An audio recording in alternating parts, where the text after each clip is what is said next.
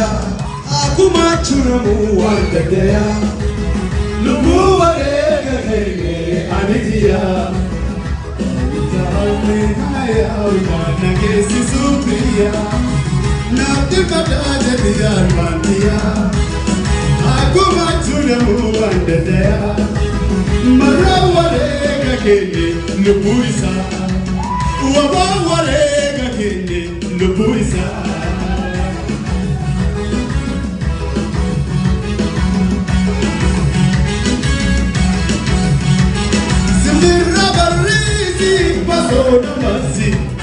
Lady Tabasana, Nadu Pisi, what no case at the room, 80 Kabasi. Simple Risi, Basona Masi, Lady Tabasana, Nadu Pisi, what no case at the room, 80 Kabasi, what no case at the room, 80 Kabasi.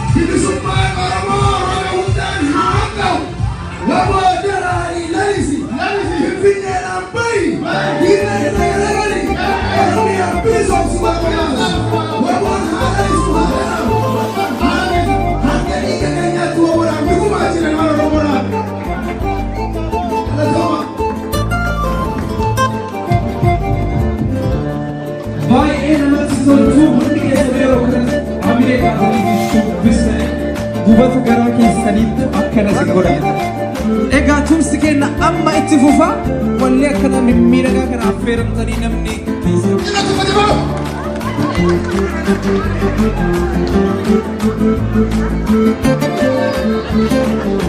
Eenyuurtun isaan dhaabatu.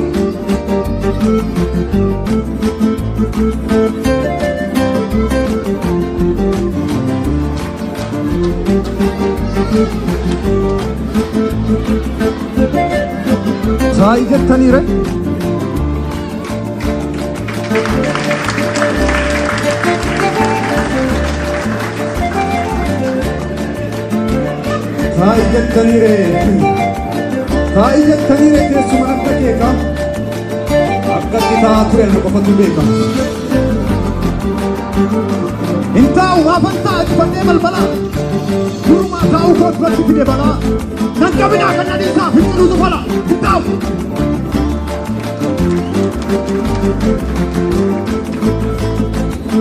Harka saarraa dhuftee harka saarraa nyaattee akkamitti taa'ee namni yartu nyaata. Yartutu na nyaaree boqqotu seente gallaa kiyya dhiittee booronatti seente. Kanatu na aarsee kunnifadhee iyya malee hin maraatte naan jennaa hin maraanne biyya. Akkani booqa botoo beekteessidha. Yartuun na tuffattee har'aa natti seentuudha. Otoo ijaan gattee booqiyya dheeraa na tuffachuu miti sidaa yartuun kuttu nyaara. Intaa'u gannadiisaa nan qabinaa biyya amman badduu baasaa meerree moonkiyya.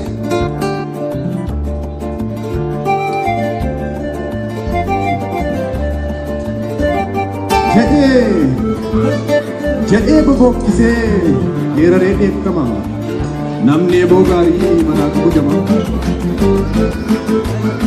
Namni eeboo hin qabne afaan maalii qaba? Haala akkasii keessatti waan dubbatu ni qaba.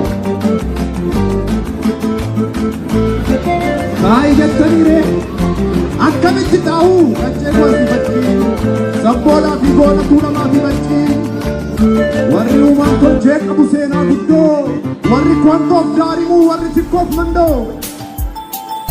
Yartuun na tuffattee diiga qiyya jirtuun sa'i jettaniire humbanaa fiitu. Kamisee faatii Oromoonni walloo yeroo hamma dirreetti gamaana firan qalloo. Warri Awaash Gamaa Fantaallee Karrayyuu imimmaan ija koo hin dhoorre Harrayyuu.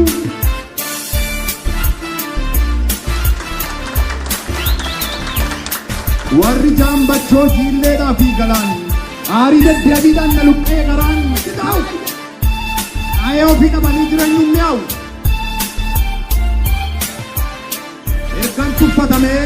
Ergan tuffatamee sodaattu fakkaadde hin taa'u maafan taa'e boodheeraa baadhe. Namni akka koo eeboo dheeraa namni akka koo golaa qabu eeboo dheeraa gaafa tuqama gadaa gaafa miidhama seeraa eeboo isaa qabatee qixxeeffachuuf seera faaya jettaniidha.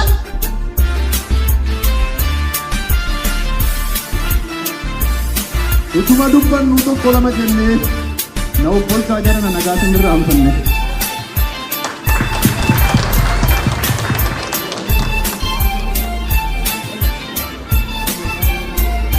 Abboonni keenya akkasiin yeroo yaa'ee wal argu nagaa otoo ani hin gaafatiin dhimma biraatti hin darbu.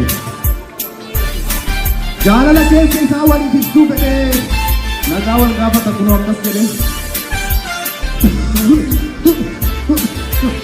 Ijoolleewwan kan kee akkam jajjabaatu wal argaan hundi dogoggabaa isaa nyaatu. Ameessi kaloo dheeddee nagaan baatee galtee. Guuteeri maafuutee ilmoo gaarii dhaltee jabbiinoo burraaqxeetti tolee boontee hormaata taatee kaanuu geesse gootee. Ijoollee ollaa kee abbaa baluu tokko eeggata bilcheessiti. Mogolee isaa buuftee midhaan hin dandeessiti.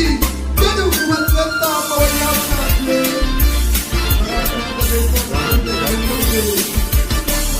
Jedha yeroo mana argee tooraan eegaluu haasaa. Maatii akka waaqnitti ollaa inni biyyaatti nagaa walitti kaasaa. Sana booda waan garaa isaa hiikee walitti haasa. Ani isin irraanfanne qacceen biyya bartuu harka fuudhee yoo iyyaa akkam nagaa jirtu.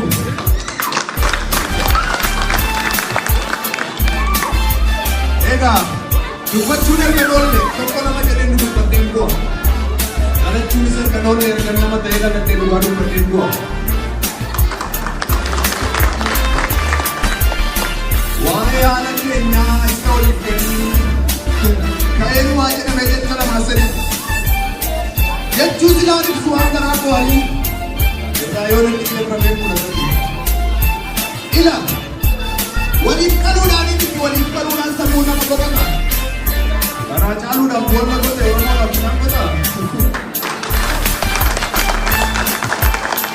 harkaa eega callise dhimmaanaa yoo qabu yaraan malee boonduraa kan qabu bakka ciisanii ka saba koo qalbeeffadhu ormu wajja beeffate atis wajja beeffadhu.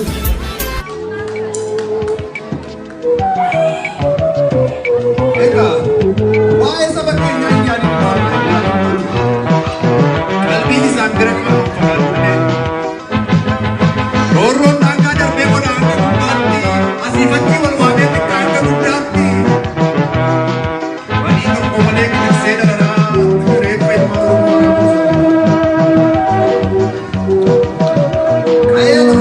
taateen ta'aa jiru jaalattuun itti dhagahuun tortoru ilma isaa walitti gorbaanii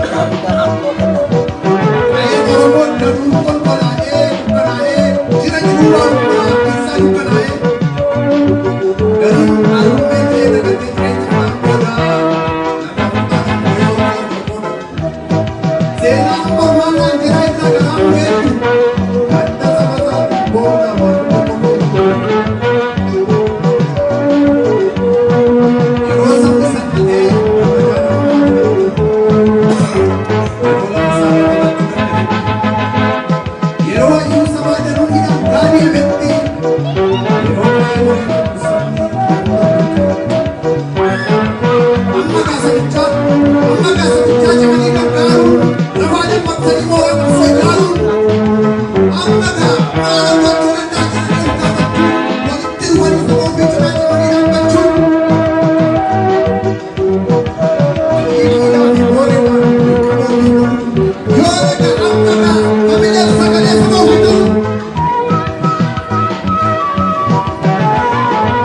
Yaras ta'uu gaarii nuyi dabalatan fakkeenyi yoo dhiifee beekumsi yoo dhiifee qabeenyi yeroo karaa kana bahee mul'achuu baannaan tokko baasaa ati beekanii dhiyaata haa ulfaataa kana naasisa bicharraa dirqama guddaa ta'e sirraa akka ho'ee namtitti gubataa argata akka ho'ee namtitti gubataa argata yoo ta'an malee nama fudhata.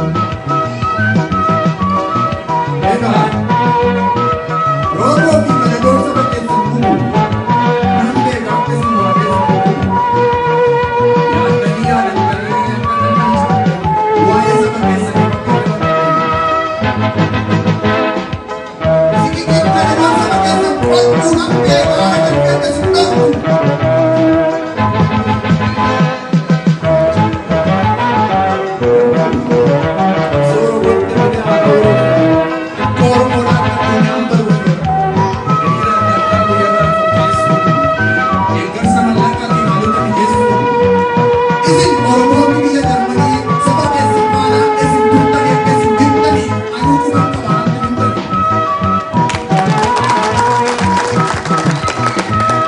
Garuu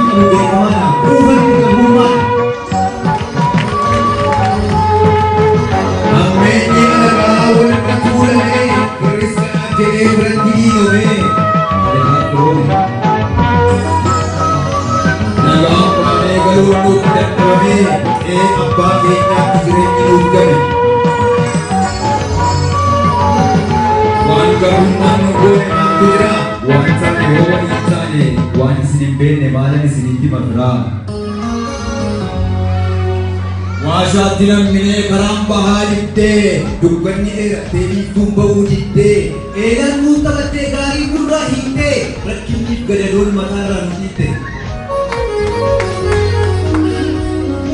Waan gabrummaan nun goone maaltu jira waan taane yoo waliin taane waan isin hin beekne maalan isinitti maturaa. Bara saayinsiin teknooloojiin bal'atee guddate kan ilmaan Oromoo ganamas galgalas boo'ichuu mataadha. Hojjechuu harkaa miillaa dubbachuu barnama nu hiite akka malee gabrummaan nu hiite. Gatiin namummaa keenyaa kan bineensaan gartaatee dhiigni saba keenyaa guyyaa saafaa daandii gubbaatti dhangalaatee nu hiite akka malee gabrummaan nu hiite. Ifatee gahee Oromoon qaamuu fuudhee miidha qabu araara jedhanii maanguddoo yaasanii gadaan nu sossobu. Tole jedhee kabaja abbaa gadaaf yeroo inni ol deebi'u oolee iddoo hin buleen hayyuu jabaa isaa adamsuutti qabu. Ilaatti isa guuru rasaasaa nagaa'u. Keenya yoo dubbatan kam dubbatanii kam dhiisu haafu dubbadhee boo'ees hin boosisu. Maal lubbuuse inni boonyee wal boosisne kana duraa lakkisaa hin boonyu har'a jajjabinni jira. Hin boonyu yaaduraa.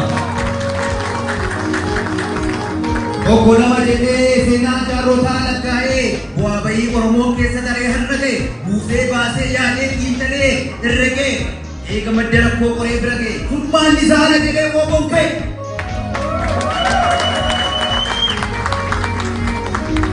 Qaala Finfinneen ba'e kibba kaaba baadiyyaa walakkeessa diina fuula buuse. Eeyyan harkoota gabrummaa qolee kaasuun birraa yoo inni dhufaasee dhukkee taatu diinarraa jettee bishaan argaa jirra. Maqaa baafatteetti biiftuu keenya har'aa. Bara baay'ee gadaan sosobamnee warra gadaan beeknee gadda baraafamne. Gadaa maqaan miti kobeekna hiikasaa arabaan baneessanii arrabaan nu wallaaluu hin taatoo kanaleessaa. Oromoo yoo dhuganii qawwee dhuma nu baasa kana sanaa dhiisnee woboo jabeessina woboo jabeessa.